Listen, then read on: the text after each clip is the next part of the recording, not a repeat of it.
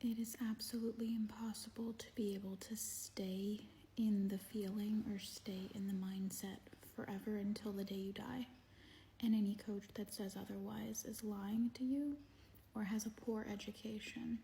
Because you are a human having a human experience. And so how could you not eventually get knocked out of the state? Somebody draw me a Venn diagram. But I think what's the more important piece of feedback that literally no one's talking about except for me is the fact that it's less about how do I get there and stay there until the day I die. And it's more about mastering the art of coming back to choose what you want over and over and over again. Let me give you a very funny example. And drop a dolphin emoji down below if you're at this spot listening, because I want to see who stays connected to this. I want you to imagine that my book of positive aspects is a hot stove, and I want you to just look at your right palm. I want you to imagine that every time you go to the old story, okay, the factual story of what is technically true now, you're taking your nice palm and you're sticking it on the hot stove and you're just absorbing all that heat. And here I am, Persis, and I'm telling you, pick your hand off the stove, Melissa. You're like, no, I don't think I can. And I'm like, I know you can. You're like, no, I don't know how to. And I'm like, you know how to, just pick up your hand. And you're like, no, this feels more comfortable. This feels more comfortable to put my hand on the stove. And I'm like, no, it's really not comfortable. You're kind of burning your skin off right now. And you're like, yeah, I know, it's kind of hot. And I'm like, so maybe you should pick your hand up. And you're like, I'm not sure if I could pick my hand up. I'm like, I know you can though. I believe in you. I know that you can pick your hand up. I know that you're not physically incapable of doing so. You just have to want to pick your hand up. You have to want relief more than you want the pain.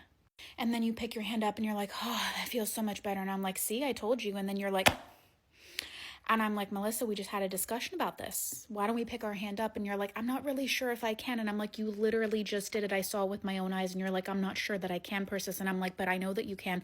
I literally just witnessed it. I need you to pick it up. I need you to pick it up right now. And you're like, oh, okay, fine. Let me pick it up. And then you wait 10 seconds and then you're like, and I'm just like, son of a bitch. Holy crap. Okay, Melissa, I'm going to need you to do this again. You remember how you just picked your hand up twice? I'm going to need you to do it a third time. I'm going to need you to do it a third time for me. And then you pick your hand up and then you're like, oh, I feel relief. And in this very comical little example, but very accurate example, you just have to learn to keep choosing the story you want by picking your hand up off the hot stove that's burning you, picking your hand up off the hot stove that's burning you over and over and over again until you get more familiar with your hand not being on the stove. Because the story that you're choosing right now doesn't actually benefit you. So why do you keep choosing it? In many instances, it's a subconscious form of self-sabotage to protect yourself from disappointment. But let's be honest, we know the result of you choosing the story that you're already choosing that is factually accurate right now, and it's 100% of the time not what you want. Like literally there's not even a 0.0001% chance. So why don't we try it my way? Why don't you try to choose the story you want to be true rather than what is true now over and over and over again by taking your hand off the stove that's hurting you? Nobody is hurting you but you. Your choices and what you're choosing to buy into is determining what you're getting next. And so you have to want your new story more than you want to be accurate. You've got to be sick and tired of being sick and tired before you're ready to change.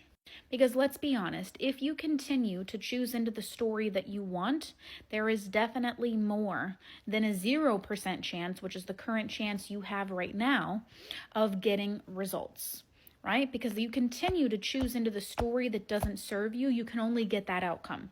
But if you choose into the story you want to be true, 100% of the time you're going to get that outcome instead. The only time you don't get that outcome is if you keep going back to the old story and putting your hand on the stove. The process of manifestation is not actually doing something to get something. It's the process of familiarizing yourself with a new story that you want to be true over and over and over and over again so that it can be true in the future. so that you can build more familiarity with what you want than the familiarity you have built with here.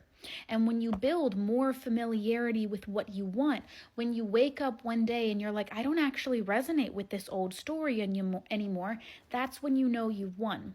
That's when you know you're about to have an instant manifestation. Do not listen to any coach that might be uneducated saying that you're just supposed to live there forever. It's impossible to live there forever. Take it from a coach.